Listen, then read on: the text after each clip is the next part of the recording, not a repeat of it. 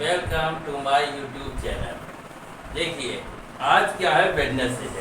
आज WCS की class चलेगी, ठीक है ना। तो हम लोग WCS में प्रतिशत या परसेंटेज के बारे में पढ़ रहे थे। तो आज हम लोग लास्ट क्लास इसकी चलाएंगे।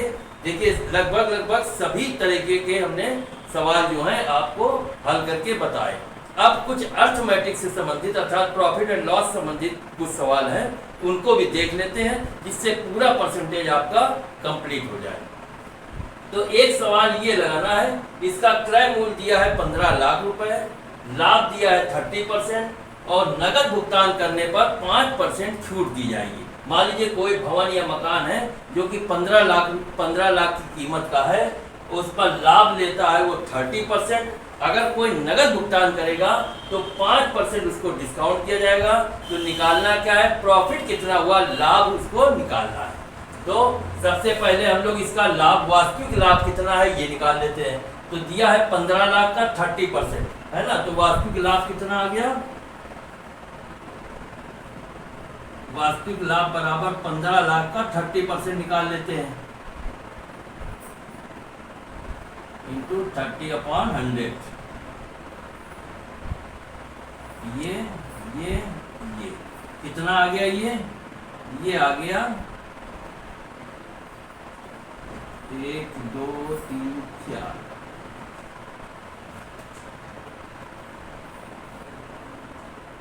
3 25 15 ये आ गया 4,50,000 रुपए, ठीक है ना। ये इसका लाभ हो गया, माने 15 लाख की चीज है और ये 4,50,000 रुपए जो है 4.5 लाख रुपए प्रॉफिट ले रहा है। तो बिक्री मूल्य कितना हो गया,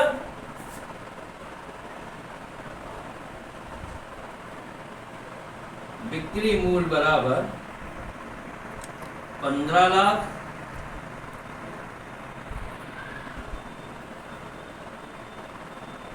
प्लस 4,50,000। तो ये आगे जाके 19,50,000, ठीक है ना। इसका मतलब ये कितने में बेच रहा है, अगर 30% प्रॉफिट दे रहा है तो 15 लाख की चीज 19,50,000 पे ये सेल कर रहा है। लेकिन कह रहा है अगर वो नगद कोई देगा तो उस पे 5% वो डिस्काउंट देगा। तो अब इस पे हम डिस्काउंट निकाल लेते हैं, कितनी छूट पड़ती है। तो छूट बराबर या डिस्काउंट 19,50,000 का कितना 5%,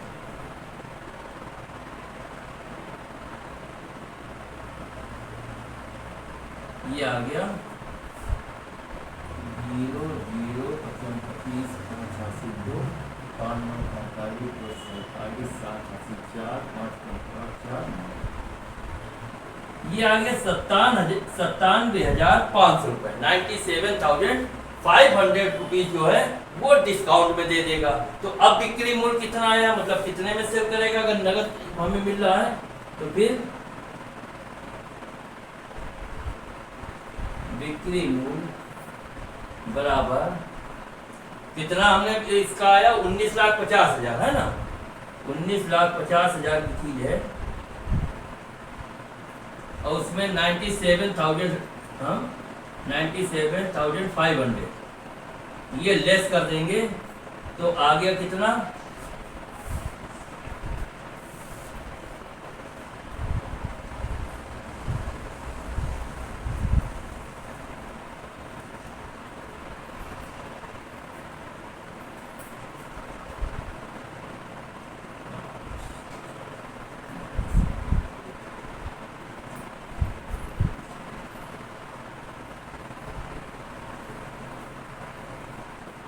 माने 18,52,500 रुपए की ये बेचेगा। कितने का सेलिंग हुई, 18,52,500, ठीक है ना।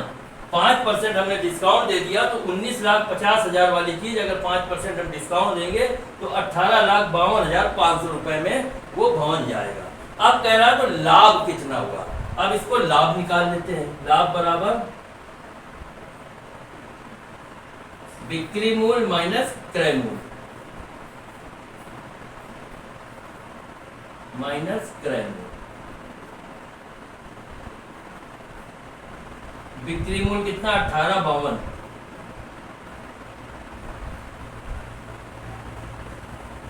माइनस क्रय मूल्य कितना था 15 लाख।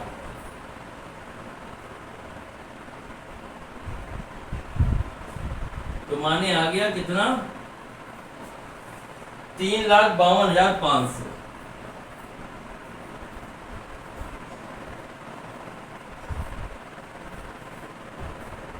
ठीक है ना। तो इसको प्रॉफिट हो रहा है 15 लाख की चीज ये 18,52,000 में बेच रहा है। तो कितना लाभ मिल रहा है 3,52,500 रुपए इसको लाभ मिल रहा है। तो अगर परसेंटेज में लाभ निकालना हो तो कैसे निकलेगा,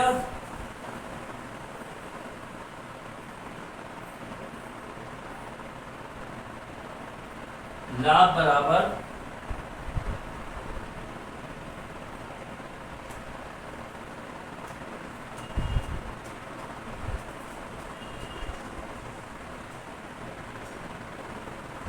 बटे कितना 15 लाख।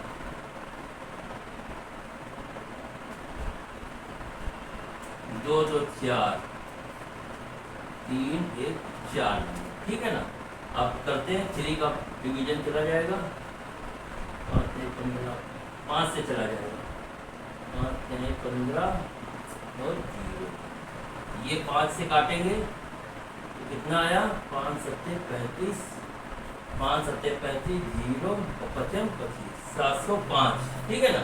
फिर अभी जाएगा 5 से और कट जाएगा 5 6 30 और ये कटा 5 कम 5 2, 5 6 को 20, 5 कम 5 141/6 है ना। आया 141/6। अब इसको डिवीजन कर देंगे तो 6 दूनी 12, 2 आया 6 3 18, 3 6 5 30।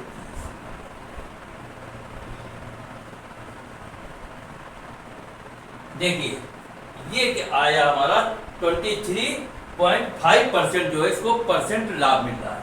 अब इसको एक बार फिर से समझ लीजिए क्या कह रहा है क्वेश्चन।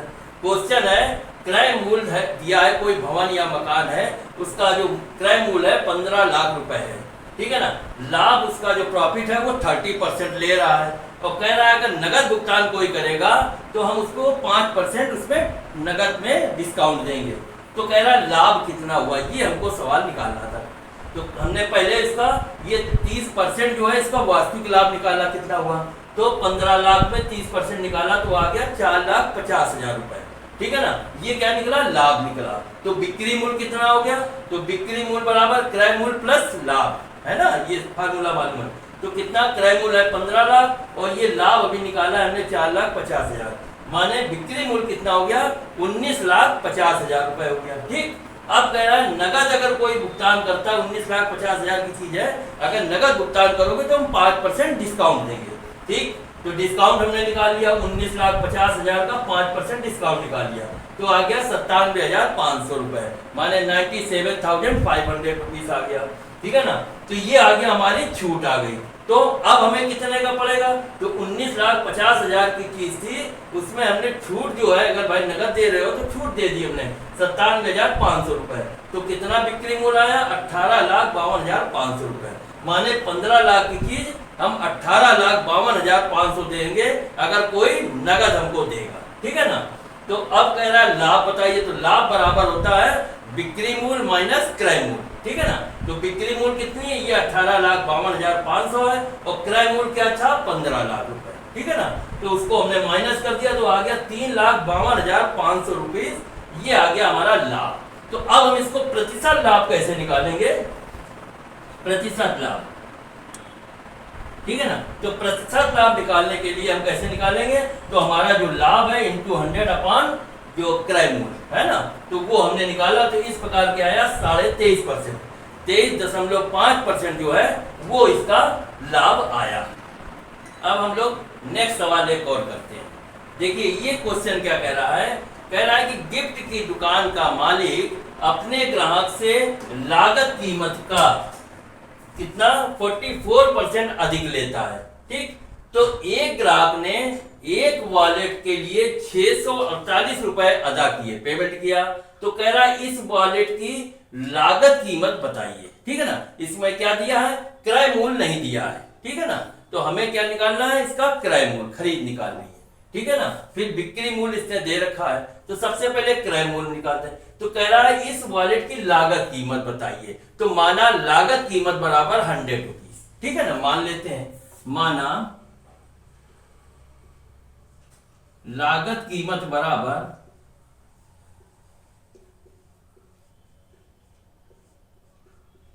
100 रुपीज। ठीक है ना, ये कह रहा है इस वॉलेट की लागत कीमत बताओ, तो हमने मान लिया, माना लागत कीमत 100 रुपीज है। अब क्या कह रहा है कि ग्राहक से लागत कीमत से 44%, 44% जो है वो अधिक रुपए लेता है। ठीक है ना, माने लाभ ले रहा है। ठीक है ना, तो लाभ निकाल लेते हैं, कितना, 44%। क्या दिया, लाभ बराबर 44%। और दिया है वॉलेट के लिए 648 रुपए अदा किए, माने बिक्री मूल्य भी 648 रुपए।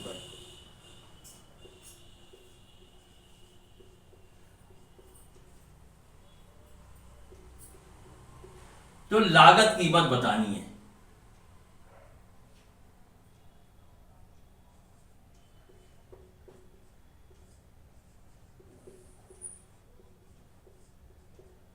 क्वेश्चन, ठीक है ना, तो ये लागत कीमत यहां हटा दो, यहां पे हम लोग इस जगह से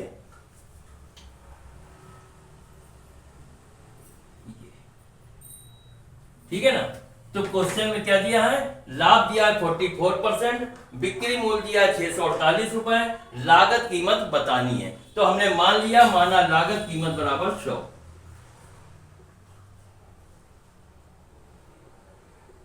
लागत कीमत बराबर 100 रुपीज।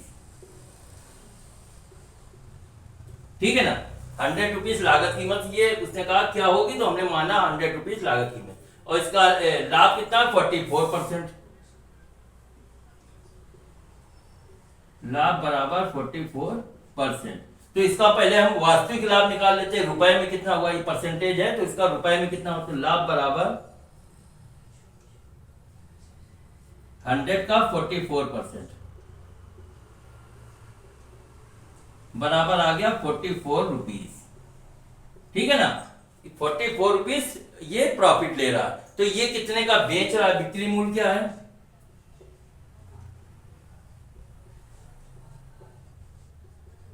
तो बिक्री मूल्य का फॉर्मूला क्या होता है, क्रय मूल्य प्लस लाभ। विक्रय मूल्य निकालना हो तो कैसे निकालते हैं, क्रय मूल्य को लाभ से जोड़ देते हैं। तो क्रय मूल्य माने कितना हम लोगों ने माना है, 100 रुपीज, है ना, क्रय मूल्य दिया तो है नहीं, वही निकालना है, तो वो 100 रुपीज हमने माना है। तो क्रय मूल्य 100 रुपीज,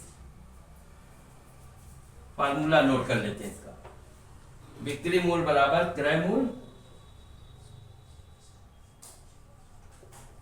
प्लस लाभ। क्रय मूल्य 100 रुपीज प्लस 44 रुपीज लाभ हो गया, तो बराबर आ गया 144 रुपीज। ठीक है ना, तो बिक्री मूल्य कितना आ गया, 144 रुपीज हो गया। तो अब हम लोग निकाल लेते हैं, क्योंकि बिक्री मूल्य ये भी दिया 648 रुपए। ठीक है ना, तो हम लिखते हैं क्योंकि 144 रुपए बिक्री मूल्य है,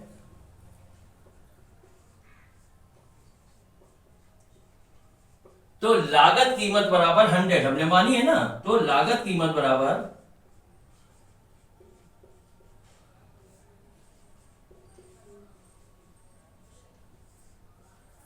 100 रुपीज। ठीक है ना, इसलिए कितना बिक्री मूल्य दिया, कह रहा 648 रुपए यदि अदा किए, माने बेचा 648 रुपए का, है ना, कोई दूसरा कस्टमर जो है 648 अदा कर रहा है, तो माने वो कितने का सेल कर रहा है, 648 में सेल कर रहा है, तभी दूसरा पेमेंट कर रहा है। तो इसलिए 648 रुपए बिक्री मूल्य है, तो बिक्री मूल्य है, तो लागत कीमत कितनी आ गई, 100 इंटू ये 648 अपॉन ये 144,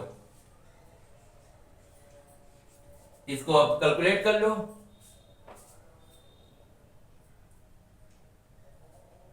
ये 4 से काट देंगे, है ना। 4 3 जा 12, 2 आया, 4 6 जा 24, ठीक। 4 3 जा 12, 2 और 4 6 जा 24, इसको काटते हैं। 4 1 जा 4, 2, 4 6 जा 24 और 4 2 जा 8, ठीक। अब फिर अभी और जाएगा, हाँ 6 से काट लेते हैं। 6 6 जा 36 और इसको काट देते हैं। 6 2 जा 12, 4 आया और 6 7 जा 42, ठीक है ना।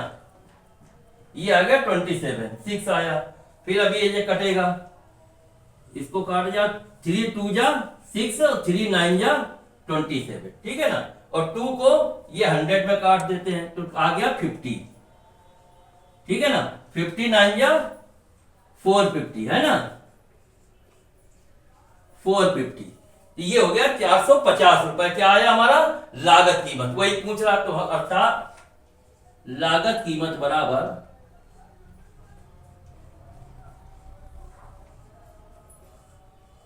लागत कीमत बताइए, है। तो लागत कीमत 450 रुपए होगी।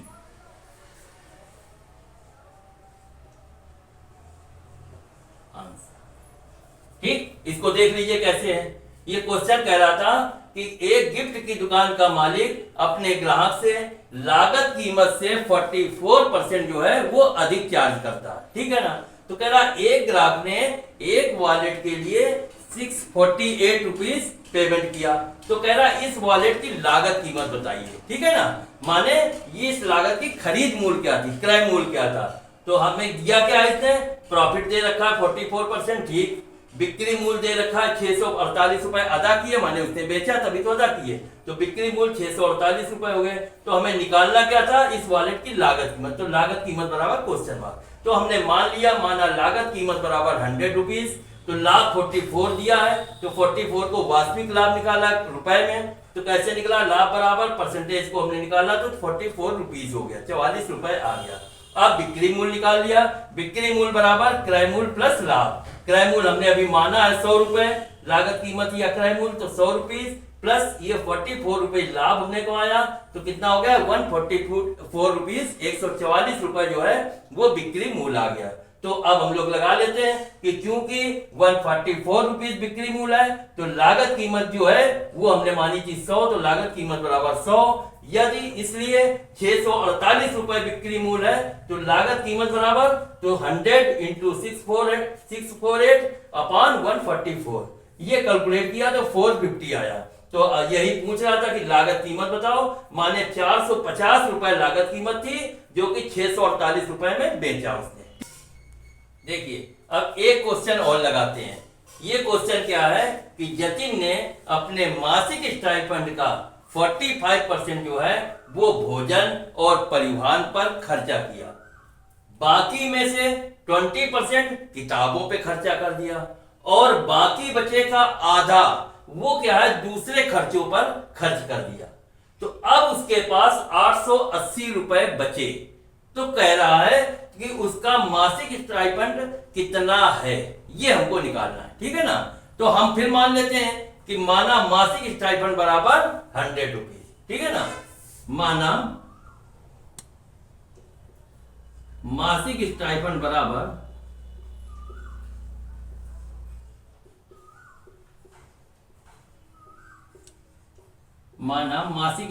बराबर कितना 100 रुपीज, ठीक। अब क्या कह रहा है, अब क्वेश्चन करते हैं। मासिक स्टाइपेंड का 45%, 45% जो है वो भोजन और परिवहन पर खर्च कर रहा है, ठीक है ना। तो कितना मासिक स्टाइपेंड 100 रुपए माना है, तो 100 का 45 भोजन और परिवहन, भोजन और परिवहन में खर्च,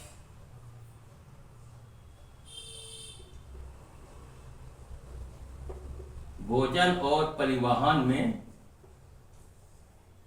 खर्च बराबर कितना 45%, ठीक। तो 45 100 का 45 निकाल लेते हैं, कितना हो गया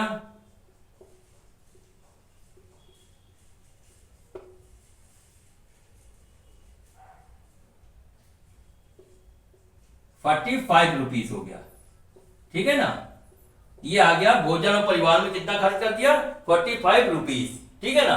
फिर कह रहा है बाकी में से, माने फिर शेष बचे कितने, बाकी कितने बचे, शेष बचे बराबर कितने बचे, 100 में 45 माइनस कर दिया, ₹100 थे, 45 परिवार में और इसमें खर्चा कर दिया भोजन में, तो बचे कितने, ₹55। ठीक है ना, ₹55 ये इसके शेष बचे। तो कह रहा है कि बाकी में से 20% जो है वो किताबों और बाकी किताबों पर खर्चा किया। ठीक है ना, तो 55 रुपीज है, तो उसमें 20% किताबों पे खर्चा कर दिया, किताबों पे खर्चा किया बराबर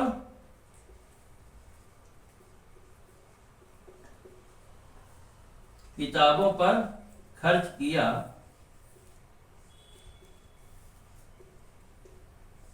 बराबर कितना, 20%। तो अब 55 रुपीज का 20% निकाल लिया हम लोगों ने, 55 रुपीज थे, 20% किताबों खर्चा किया, 11 माने 11 रुपीज, 11 रुपीज जो है वो उसने किसमें खर्चा कर दिए, किताबों पे। ठीक है ना, फिर कह रहा है बाकी बचे, फिर बाकी निकाल लेते हैं, शेष कितने बचे अब,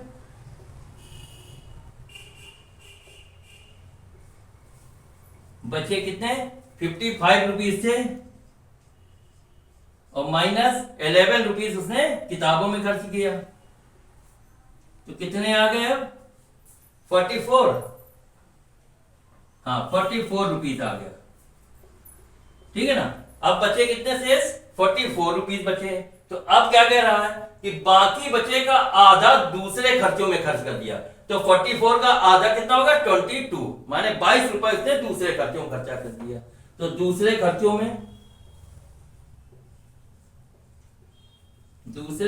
में खर्च किया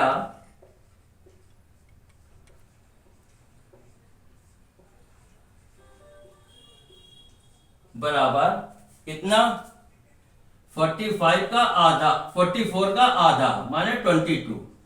तो अब बचा कितना, 22 रुपीज बचे।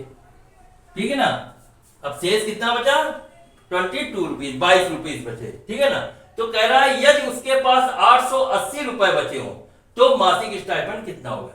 ये 22 रुपए बच रहा है, कह रहा 880 रुपए बचे हो, तो चूंकि 22 रुपीज बचे तो मासिक स्टाइपेंड बराबर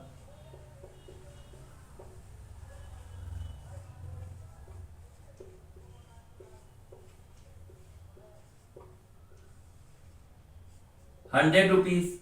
ठीक है ना, इसलिए कितना बता रहा है, 880 रुपए बचे हों, 880 रुपीज, 880 रुपीज तो मासिक स्टाइपेंड बराबर 100 इंटू 880 अपॉन 22। ठीक है, अब इसको कैलकुलेट कर ले रहे हैं, तो क्या हो गया, पूरा पूरा चला जाएगा, 4 बार 22, 4 जा 88 है ना, तो ये हो गया और ये 0 माने 40 हो गया, और 40 को 100 पे करेंगे 4000 हो गया ना। ठीक, 4000 रुपीज। तो वो कह रहा है कि इसका मासिक स्टाइपेंड कितना है, तो 4000 रुपए। तो हम लिख लेंगे अतः मासिक स्टाइपेंड बराबर, ठीक है। तो अब हम लोग देखते हैं, भाई लाइट बड़े प्रॉब्लम कर रही, बार बार लाइट जा रही है ना, तो थोड़ा दिक्कत हो रही है, लेकिन देखो बोर्ड दिखाई दे रहा होगा, थोड़ा चमक रहा होगा लेकिन दिखाई दे रहा होगा, तो बस थोड़ा सा सवाल होता है क्या, उसको लगाते हैं। ठीक है ना, तो 4000 रुपीज हमारा आ गया, क्या आ गया, स्टाइपेंड। तो बस यही आंसर हो गया कि अतः स्टाइपेंड बराबर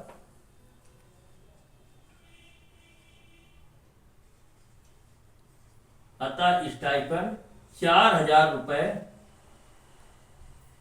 है आंसर। एक मिनट फटाफट देख लेते हैं इसको, है ना, क्वेश्चन था जतिन ने अपनी मासिक स्टाइपेंड का 45% भोजन में, तो हमने मान लिया मासिक स्टाइपेंड वाला रुपए 100 रुपीज और भोजन और परिवहन में खर्चा 45% भोजन और परिवहन पर खर्चा किया। तो हमने लिखा कि भोजन और परिवहन में खर्च बराबर 45%, तो इसको हमने रुपए में वास्तविक मूल्य रुपए कितने हुए, तो 100 का 45 निकाला, 45 रुपीज हो गए, ठीक है ना। फिर कह रहा है कि बाकी में से, तो बाकी कितने हो गए, 100 रुपीज थे, 45 निकल गए, तो बाकी बचे 55, है ना, 55 रुपीज बचे। फिर कह रहा है बाकी में से 20% किताबों पे, तो बाकी 55% थे, 55 रुपीज से, तो किताबों पे खर्च किया 20%, तो 55 रुपीज का या 55 रुपीज का 20% निकालिए तो आ गया 11 रुपीज, 11 रुपए इसके किताबों में खर्चा हो गए। फिर कह रहा है कि और बाकी का आधा दूसरे खर्चों में, तो 11 रुपए हमने निकाल लिए, 55 में से 11 माइनस कर दिए, शेष बचे, तो ये हो गए 44 रुपीज। तो इसका आधा कह रहा है दूसरे खर्चों में खर्च किया, तो माने दूसरे खर्चों में खर्च किया 44 का आधा माने 22 हो गया, तो 20 और फिर बचे कितने, 22 बचे अब टोटल। अब कह रहा है कि यदि उसके पास 880 रुपए बचे हो तो मासिक स्टाइपेंड बताओ, तो हमारे पास कितने बचे, 22, तो क्योंकि 22 रुपीज बचे हैं तो मासिक स्टाइपेंड बराबर 100, तो 880 रुपए बचे हैं, तो ये कैलकुलेशन करके निकाल लिया कि स्टाइपेंड जो है उसका कितना था, 4000 रुपए है, ठीक है ना। तो इस तरीके से बेटा लगेगा। अब थोड़ा लाइट चली गई है, नहीं तो और सवाल लगाते अब, लेकिन एक बात ध्यान रखना, हमारे जो परसेंटेज के जितने सवाल थे वो हमने सॉल्व करा दिए, ठीक है ना, और अब हर एक कायदा हमने लगवा दिया है। अब आप लोगों का परसेंटेज कंप्लीट हो गया, फिर भी यदि कोई दिक्कत हो तो आप मैसेज दे सकते।